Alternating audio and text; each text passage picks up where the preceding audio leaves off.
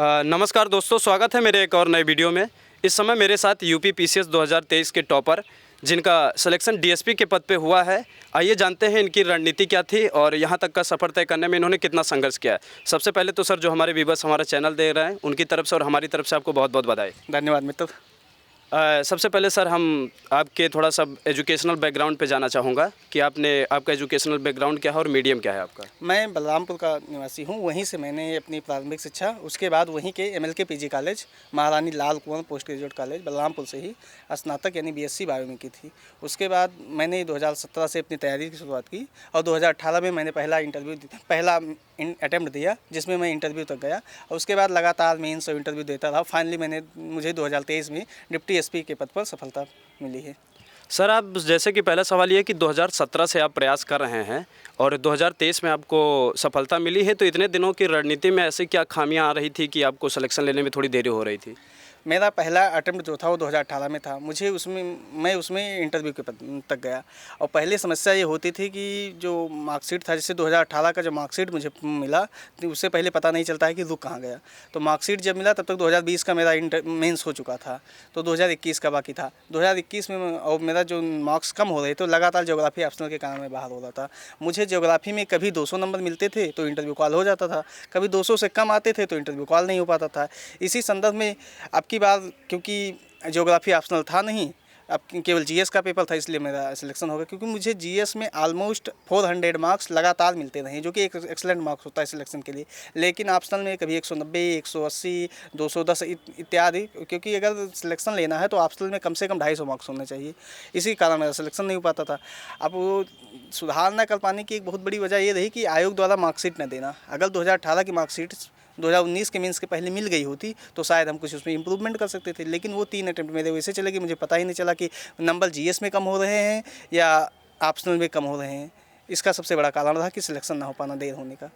अच्छा सर, एक पहला प्रश्न यहीं पे उठ रहा है कि जब आप तैयारी करना शुरू किए हैं तब आपके पास ऑप्शनल था ज्योग्राफी आपका, और अभी आपके पास अभी कुछ ही वर्षों पहले आपका ऑप्शनल हट गया है। तो आप तो तैयारी 6 साल से जब कर रहे हैं, 2017 से तो आप ऑप्शनल पढ़ रहे थे, वो अचानक से हट गया, GS पेपर 5 और 6 UP स्पेशल जोड़ दिया गया, तो आपने इसका कैसे असमंजस बैठाया तैयारी के दौरान? जी, एक तो नए सिलेबस के अनुसार जो 2018 के अनुसार में लागू हुआ, उसमें यूपी जो स्पेशल था उसका लगभग जो पेपर 5 और 6 लगभग आधा जो इसका सिलेबस था वो पेपर 1, 2, 3 में पहले से इंक्लूडेड था। तो उतनी पढ़ाई तो थी। और जो नए सब आए, जैसे अब की बार का सिलेबस शायद 2023 के मार्च में शायद तय हुआ था कि क्या क्या होगा। उस अनुसार मैंने सिलेबस के अनुसार पढ़ाई की और फिर कुछ अच्छे नोट्स, जैसे एक मैंने टेस्ट वर्ड का एक पेपर 5 और 6 के लिए ओनली IAS का फॉलो किया, जो कि बहुत उत्तम क्वालिटी के नोट्स थे, जिसका फ़ायदा मिला।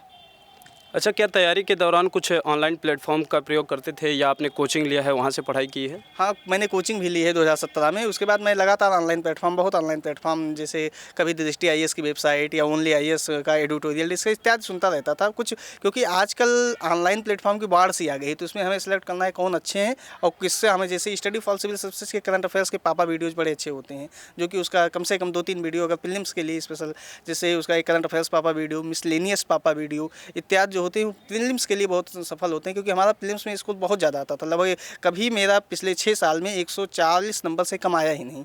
और कट ऑफ ज़्यादा बहुत जाएगा तो 120, एक बार शायद 2018 में 126 चला गया था, उसके नीचे। और पिछले लगातार 5 साल से 115 के आसपास ही रहता है। तो लगभग 20 से 25 नंबर ज़्यादा पाना इसी कारण संभव था, क्योंकि मैंने तैयारी बहुत एक स्ट्रेटजी के ढंग से की थी। वो GS में मेरे झलकता था, लेकिन ऑप्शनल जो मैंने चूज किया पहले, वो चूज करने में गलती हो गई। क्योंकि ज्योग्राफी में मेरी ना तो रुचि थी, ना ही मेरी बहुत अच्छी जानकारी थी, लेकिन एक शिक्षक के कहने पर, जिनका बाद में सलाह गलत निकला, उन्हीं के अनुसार ले लिया था और वो बहुत कॉस्टली हुआ मेरे लिए।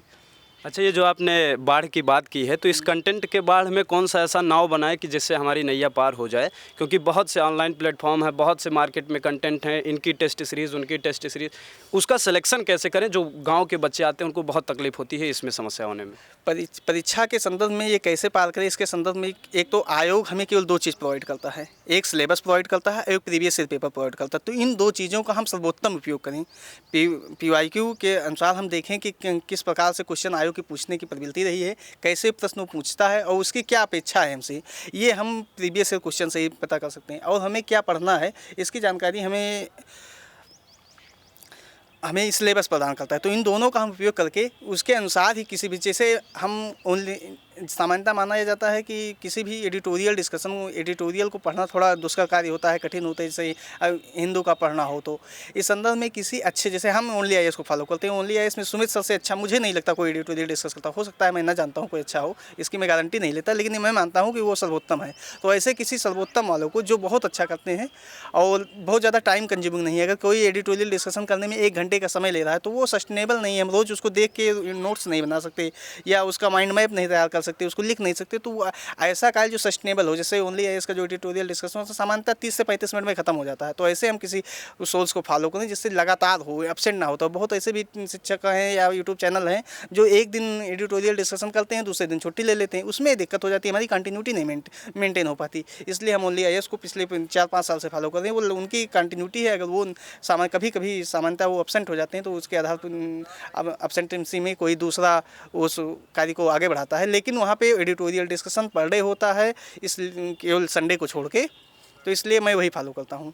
अच्छा, इतने सालों से आप प्रयास कर रहे थे 2017 से, कभी तो ऐसा लगा होगा, डिमोटिवेट हुए होंगे कि अब छोड़ ही देते हैं, कितना ही इसमें प्रयास करेंगे? तो कुछ ऑप्शन भी रखे थे अब कि नहीं होगा तो कुछ तो अलग करेंगे जो है? नहीं, हम जब से पैदा हुए थे या जानने वाले थे तब से हमारे पिताजी का सपना था कि मेरा लड़का आईएएस या पीसीएस बनेगा। तो इसके अलावा मैंने कभी सोचा नहीं, क्योंकि जो न्यूनतम योग्यता होती है ग्रेजुएशन, उतनी ही मैंने पढ़ाई की। मैंने पीजी भी नहीं किया क्योंकि हम जानते थे मुझे करना एक ही चीज़ है।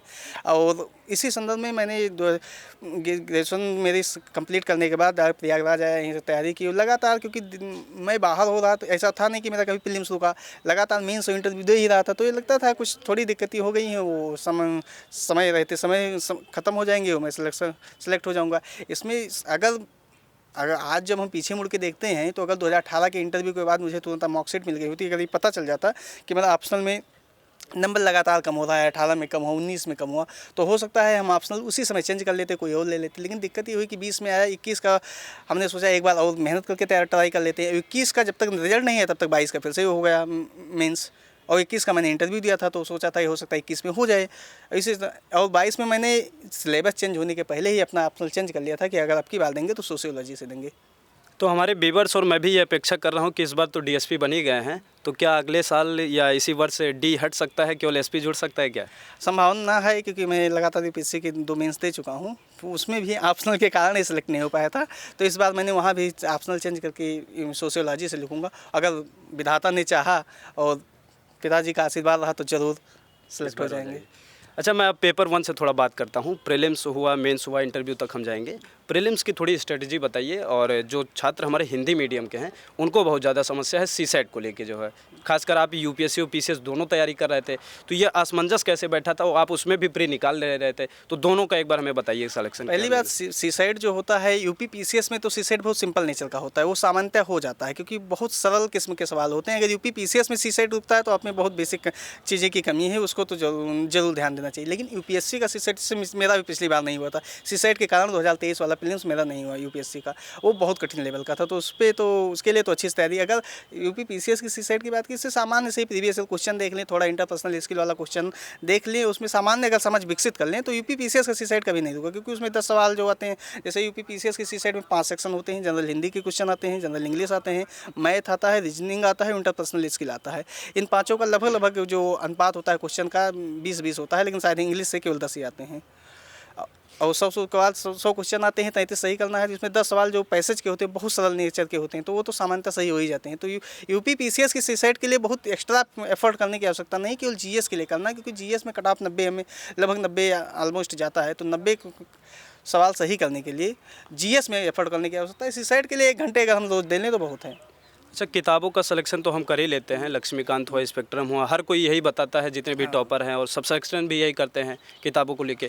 तो प्रीलिम्स का जो नोट्स होता है, क्या उसको भी हम लक्ष्मीकांत, स्पेक्ट्रम या जो भी हम हिस्ट्री की किताबें पढ़ते हैं उनसे बनाना चाहिए, या प्रीलिम्स के लिए हम क्या करें? जो है प्रीलिम्स के लिए नोट्स बनाना सबसे इंपॉर्टेंट चीज़ ये है कि हमें लगे जो हम भूल जाते हैं। जैसे बहुत बार अगर हमें नियम लक्ष्मीकांत ही पढ़ रहे हैं तो इसमें जैसे एक चैप्टर, एक खंड है, जैसे है नॉन कॉन्स्टिट्यूशनल बॉडीज़ का है, एक कॉन्स्टिट्यूशनल बॉडीज़ का, ऐसे है। तो इसमें जैसे बहुत सी माइन्यूट चीज़ें, कौन नियुक्ति करता है, कौन हटाता है, कितना कार्यकाल होता है, इत्यादि चीज़ें जो लगातार एग्जाम में पूछे जाते हैं। इनको अगर हम A4 साइज पे एक लेके उसमें कलम डाल के लिख लें तो जब एग्ज़ाम देने जाएंगे तो उसको हम देख सकते हैं कि जैसे एक लिख लिया कि UPSC SPSC जो जितने ऐसे रिलेटेड कॉन्स्टिट्यूशनल बॉडीज हैं, एक पेज में हम नोट्स बना लें तो इससे हमें रिवीजन करने में सरल हो जाएगा। और नोट्स उन्हीं चीज़ों को बनाना चाहिए जो हमें लगता है कि ये बहुत इंपॉर्टेंट है, एग्जाम में पूछे जाएंगे या हम इसे भूल सकते हैं। अगर कोई सामान्य सी फैक्ट है और हम जानते हैं तो उसका हमें बहुत सारे नोट्स बनाने की आवश्यकता नहीं, क्योंकि नोट्स का काम ये है कि जो हमें आखिरी दिन तक पढ़ने, आखिरी दिन जब एग्जाम का समय हो तो पढ़ने में आसानी करा दे। अगर हम सब कुछ नोट्स बना ही लेंगे तो फिर किताबों की आवश्यकता, किताब एक जैसे नेम लक्ष्मीकांत एक नोट्स टाइप की ही किताब है, या विपिन चंद्र वो स्पेक्ट्रम है, एक नोट्स ही है। तो इसमें हमें बहुत सामान्य चीज़ें जो लगता है कि हम भूल जाएंगे, ये एग्जाम के लिए बहुत ज़्यादा इंपॉर्टेंट, उन्हीं का हमें नोट्स बनाना चाहिए। सब चीज़ें नोट्स नहीं बनानी चाहिए, अगर हमारा ऐसा ही मानना है। जैसे 2023 चल रहा है, जिनका 2025 या 2026 में अटेम्प्ट हैं, तो कई बच्चे अभी से ही लक्ष्मीकांत खरीद चुके हैं, स्पेक्ट्रम खरीद चुके हैं, NCERT पढ़ रहे हैं। तो क्या अगर वो अभी से जो नोट्स उसी किताब से बना लेते हैं और आने वाले 2025 में जब वो परीक्षा देने जाते हैं तो केवल उसमें फैक्ट ऐड करें या फिर से अपने पूरे नोट्स को फिल्टर करना पड़ेगा? नहीं, एक तो जो अभी एकदम बिगनिंग स्टेज में है उन्हें तुरंत नोट्स नहीं बनाना चाहिए, क्योंकि अगर हम पहली बार पढ़ के NCERT का नोट्स बनाएंगे तो हम वही कॉपी कर देंगे जो NCERT में लिखा है। तो ये पहली बार हमें 1-2 बार NCERT पढ़नी चाहिए, उसके बाद PIQ देखनी चाहिए कि उससे किस प्रकृति के सवाल आयोग ने पूछा है प्रीलिम्स में, मीन्स में, उस आधार पर फिर हमें देखना चाहिए कि हम कैसे नोट्स बनाएं। अगर हम एक बार पढ़ के नोट्स बनाएंगे तो किताब का फोटोकॉपी टाइप का हो जाएगा, तो ऐसा हमें नहीं करना है। नोट्स का ये मतलब ये होना चाहिए कि अगर हम जैसे एक NCERT पढ़े तो उसका हम 5-6 पेज में A4 साइज पेपर में उतना लिख सकें, इससे ज़्यादा नोट्स नहीं होना चाहिए एक बुक की। अगर जैसे कोई NCERT हमने कक्षा 11 की मान ली पढ़ ली, ज्योग्राफी की इंडिया वाली, अगर उसको हम 5-6 पेज में लिख पा रहे हैं तो फिर वो नोट्स है अनर्गल, वो फिर तो सेम हो जाएगा कि जो उसमें लिखा है उसको हम छोटे छोटे शब्दों में लिख लेंगे तो बहुत ज़्यादा वो काम का नहीं रह जाता, क्योंकि आखिरी समय में रिविज़न करना वो भी बहुत बल्कि हो जाता है। अच्छा, इंटरव्यू की बात करें तो क्या माहौल अंदर का बहुत भय का रहता है कि अंदर से ही बच्चे खुद से इमोशनल हो जाते हैं कि यार पता नहीं क्या होगा अंदर जाने के बाद? कुछ ऐसा माहौल रहता है क्या इंटरव्यू के दौरान? सामान्यतः ये होता है कि जब तक हम लोग इंटरव्यू नहीं दिए होते हैं तब तक लगता है इंटरव्यू में बहुत खतरनाक होता होगा, क्या पूछ लेंगे, कोई मारने तो नहीं लगेगा, इतना ऐसे ऐसे जो विचार सामान्यतः जैसे गाँव में चलता रहता है या बाहर जो कभी इंटरव्यू नहीं दी, वो कि शर्ट में कितने बटन होते हैं, आपका ने पहला बटन कौन सा बंद किया, इत्यादि सवाल, कितनी नदी क्रॉस किया, इत्यादि सवाल जो कि बताते रहते हैं। लेकिन सामान्यतः इंटरव्यू में ऐसा कुछ नहीं होता, बहुत सामान्य सी परिचर्चा होती है और लगता है 4 बड़े प्रबुद्ध जन बैठे हुए हैं, उनसे हमें केवल बात करनी है। और इसी के वो इतना सिंपल व्यक्ति होते हैं, वो आपको पहले ही पूछ लेते हैं, डर लग रहा हो तो पानी पी लो या कुछ कर लो, मतलब वो एकदम से शांत करके उसके बाद ही सवाल पूछते हैं। और लगता है मतलब इंटरव्यू बहुत सामान्य सी बात होती है, क्योंकि मुझे इंटरव्यू में एक्सीलेंट मार्क्स मिले हैं 2 इस बार का तो पता नहीं, मोर देन 70 होगा जैसा मेरा इंटरव्यू गया था, लेकिन इससे पहले वाले में एक बार मुझे 72 एक बार 75 मार्क्स मिले हैं। तो मेरा इंटरव्यू बहुत एक्सीलेंट क्वालिटी का जाता है। तो लेकिन मैं इस मान के चलता हूँ कि मैं एकदम ओरिजिनलिटी बना के जाता हूँ। मुझे ये नहीं लगता कि कहीं से कॉस्मेटिक्स किसी कोचिंग से संस्थान ने ये बना के भेजा कि ऐसा करना है, यहाँ पे खड़े होकर बटन का बंद करना है, ऐसे नमस्ते करना है, कुछ नहीं। मैं जैसा सिंपल हूँ वैसे सिंपल ही जाता हूँ और मुझे इसी सिंपलिसिटी के कारण मुझे 72-75 जो कि ऑलमोस्ट एक्सीलेंट मार्क होते हैं वो मिले हैं। देखिए सर ने एक बहुत चीज़ अच्छी बात बताई है कि जो लोग रील्स में देखा करते हैं कि UPSC PCS के इंटरव्यू में पूछा गया कितने बटन हैं, जूते में कितने फीते लगते हैं वगैरह वगैरह जो प्रश्न आते हैं, ये प्रश्न कुछ नहीं पूछे जाते इंटरव्यू में। जो आपने पढ़ाई की है, जो आपकी शिक्षा दीक्षा है, जो आपका व्यवहार है, जो आपका सामाजिक चरित्र है, उन्हीं से रिलेटेड प्रश्न पूछे जाते हैं। ऐसी मैं अपेक्षा कर रहा हूँ। सर मेरा अंतिम सवाल आपसे ये होगा कि जो GS पेपर 5 और 6 है, इसकी आपने तैयारी कैसे की? क्योंकि आने वाला 2024 का प्रीलिम से ही पहले है, उसका भी दृष्टिकोण थोड़ा सा आप अपना रखिए और GS 5 और 6 को लेके भी थोड़ा आप बताइए। पहले प्रीलिम्स निकालने के लिए 2-3 चीज़ें बहुत इंपॉर्टेंट है। एक तो PYQ और दूसरा करंट अफेयर्स पे अच्छी पकड़ और तीसरा कम से कम 3 सब्जेक्ट तैयारी होनी। 3 सब्जेक्ट अगर आपके पास अच्छे से तैयार है तो प्रीलिम्स कभी नहीं रुकेगा। 3 सब्जेक्ट जिससे सामान्यतः ये होता है कि 5-6 सब्जेक्ट है, जैसे अगर गिन ली polity, history, geography, environment, economy इत्यादि। इसमें जनरल साइंस इत्यादि में अगर हम 3 थे, जैसे पॉलिटी, हिस्ट्री और ज्योग्राफी अगर अच्छे से तैयार कर लें, PYQ अच्छे से तैयार कर लें और करंट अफेयर्स अच्छे से तैयार कर लें तो प्रीलिम्स नहीं रुकेगा। प्रीलिम्स में हमें केवल करना है 100 सवाल सही करना है, क्योंकि कट ऑफ 90-92 जाएगा, कुछ सवाल बाद में आयोग डिलीट करेगा। तो ऐसी उहापोह वाली स्थिति ना हो, हम इन असमंजस से दूर रहें, तो कम से कम हमें 100 सवाल सही करने, 100 क्वेश्चन माइनस मार्किंग काटने के बाद हमारे प्रीलिम्स में सही होने चाहिए। इसलिए इसके लिए हमें प्रीवियस ईयर पेपर उसमें मैं जैसे किसी पब्लिकेशन का नाम नहीं ले रहा, लेकिन जो केवल यूपी पीसीएस का पीवाईक्यू जी, जी। जिसने बनाया हो, जैसे कुछ संस्थान है वो और भी मिक्स कर देते हैं, जैसे एमपी का, राजस्थान का, बिहार का, तो इससे बुक बल्कि हो जाती है, वो ज़्यादा इंपॉर्टेंट नहीं रह जाता, उसकी जो रिवीजन करने की या पढ़ने की जो समय टेकिंग क्षमता बहुत ज़्यादा हो जाती है, बल्कि हो जाती है। तो उसको ना केवल हमें यूपी पीसीएस के प्रीवियस ईयर 20 साल के क्वेश्चन को अच्छे से एनालाइज करके कैसे क्वेश्चन पूछे गए हैं, उसमें क्या फैक्ट हम भूल सकते हैं, क्या इंपॉर्टेंट है, उसको एक प्रीवियस ईयर क्वेश्चन रटा होना चाहिए, प्रीलिम्स में भी मेंस में भी, क्योंकि मेंस में भी 20 सवाल में 20 क्वेश्चन एक पेपर में आते हैं, उसमें कम से कम 5 सवाल डायरेक्ट या इनडायरेक्ट प्रीवियस ईयर से रिपीट होते हैं। तो इसलिए उस पर हमें अच्छी पकड़ होनी चाहिए सफलता के लिए। और पेपर 5 और 6 के लिए, जैसे कि मैंने पहले बताया, मैंने टेस्ट वर्ल्ड का बुकलेट जो कि एक प्रश्नोत्तर सीरीज में निकाला था उसने, और ये शायद टेस्ट वर्ल्ड का जो इंस्टाग्राम जो टेलीग्राम चैनल है उस पर उपलब्ध है, वो वहाँ से आप डाउनलोड कर सकते हैं, उसका वो प्रिंट आउट निकलवा लें। और उसके अलावा एक कोई बुक, चाहे वो घटना चक्र की या दृष्टि की या ओनली आईएएस, किसी एक बुक और प्लस टेस्ट वर्ड, ये दोनों फॉलो कर लें तो आराम से पेपर 5 और 6 तैयार हो जाएगा। और जो मेंस में जो सबसे ज़्यादा इंपॉर्टेंट होता है, क्योंकि सामान्यतः ये कहा जाता है कि सिलेक्शन जीएस दिलाता है लेकिन डिप्टी कलेक्टर हिंदी और एस्से बनाता है, तो इस हिंदी और एस्से के लिए प्रज्ञा प्रवाह चैनल जो कि यूट्यूब पर डॉक्टर CL त्रिपाठी द्वारा है, उसको ज़रूर फॉलो करें। और उनके टेलीग्राम चैनल पे जो अच्छी गुणवत्ता का कंटेंट प्रोवाइड किया जाता है, जो कि उससे अच्छा कुछ नहीं, हिंदी और एस्से के लिए डॉक्टर CL त्रिपाठी से अच्छा कोई नहीं है, तो उनको ज़रूर उनके यूट्यूब चैनल को और टेलीग्राम चैनल को सब्सक्राइब करें और उनका मार्गदर्शन प्राप्त करते रहें, जिससे, क्योंकि हिंदी और एस्से में अगर 100 से ज़्यादा मार्क्स मिलते हैं तो डिप्टी कलेक्टर बनना आसान हो जाता है, क्योंकि जो टॉप पोस्ट डिप्टी कलेक्टर या DSP लेना है तो इसके लिए हिंदी और एस्से में अच्छे मार्क्स लाना ज़रूरी है। मेरा अंतिम सवाल आपसे ये होगा कि जो PYQs होता है और जो सिलेबस होता है यूपी PCS हुआ या UPSC का हुआ, बच्चे क्या होता है PYQs निकाल लाते हैं पिछले 5 वर्ष का, कई बच्चे ऐसे होते हैं जो नहीं जान पाते हैं, वो 10 वर्ष का भी निकाल लाते हैं।